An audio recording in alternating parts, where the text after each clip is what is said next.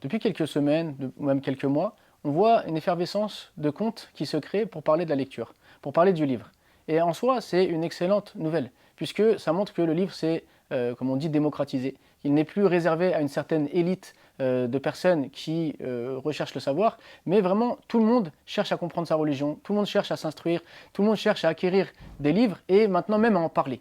Alors il y a quelques années, nous quand on a commencé, et même ceux qui ont commencé avant nous, on se disait que, enfin, on ne pouvait pas imaginer que ça pouvait se propager à ce point. Au point qu'on voit maintenant des jeunes qui viennent en librairie, qui achètent des livres. On voit des personnes âgées qui viennent en librairie, qui achètent des livres. On voit toutes sortes de personnes dans les réseaux sociaux qui montrent les livres qu'ils ont achetés, qui font des fiches de lecture, qui présentent les ouvrages qu'ils ont lus, les ouvrages qu'ils ont marqués. Et ça, c'est quelque chose d'extraordinaire. Pourquoi? Parce que bien souvent, justement, les réseaux sociaux font appel à l'émotion. Et une personne qui est dans l'émotion a un coup de boost le temps de la vidéo, quelques minutes après, mais finalement elle retourne à son quotidien et ça ne la change pas réellement.